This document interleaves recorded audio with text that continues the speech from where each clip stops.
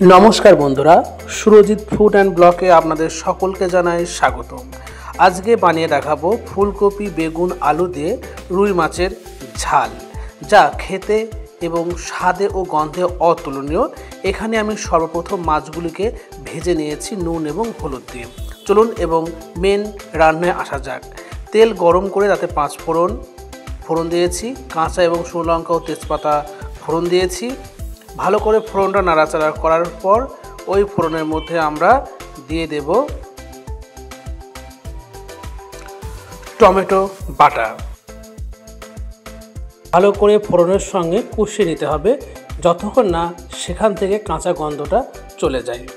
এইভাবে 2 থেকে 3 মিনিট টমেটোটা ফোড়নের সঙ্গে কষানোর পর আমরা তাতে যোগ করব আদা এবং রসুন বাটা।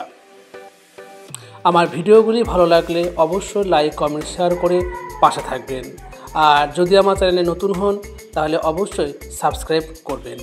আদা রসুন এবং টমেটো ভালো করে কষানো আমার হয়ে গেছে। যখন দেখবেন এখান থেকে তেল ছাড়ছে, এবার আমরা গুঁড়ো মশলা আমরা দেব। তার জন্য প্রথমে দেব হলুদ গুঁড়ো, দিয়ে দেব লঙ্কা গুঁড়ো,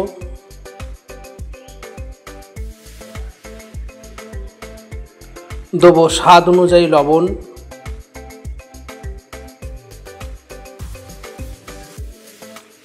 এবং দেব জিরে গুঁড়ো। সমস্ত গুঁড়ো মশলাগুলোকে ভালো করে আমরা কষিয়ে নেব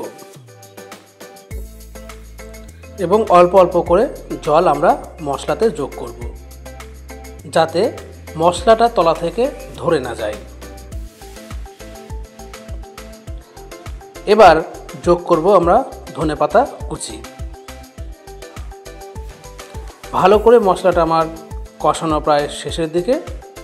এবার আমরা যোগ করব আগে থেকে নুন হলুদ দিয়ে ভেজে রাখা ফুলকপি এবং আলু। মশলার মধ্যে দিয়ে দেব এবং ভালো করে আমরা কষিয়ে নেব। অবশ্যই এখানে 3 থেকে 4 মিনিট কিন্তু কষাতে হবে।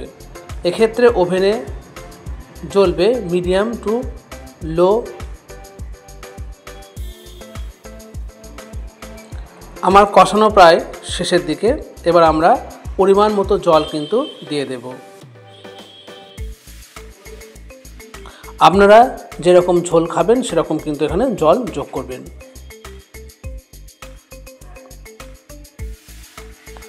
একটু যখন ফুটে উঠবে তখন আমরা ভেজে রাখা বেগুন লবণ এবং হলুদ মাখিয়ে ভেজে নিয়েছি সেই বেগুন আমরা যোগ করব।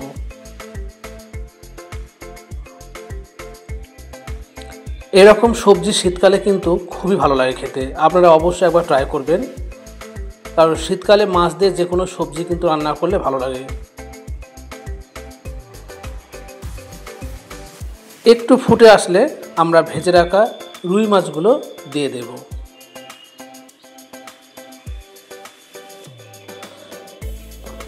আরও মিনিট 5 আমরা রান্না করে নেব।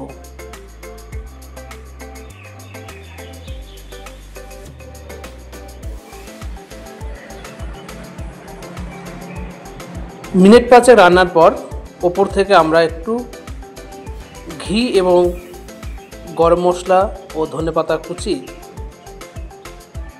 পরিবেশন সহযোগে আমাদের রান্না আমরা রেডি করে নেব। আপনারা এখানে ঘি এবং গরম মশলা সম্পূর্ণ অপশনাল, দিতেও পারেন নাও দিতে পারেন। আমি টেস্টটা বাড়ানোর জন্য দিয়েছি।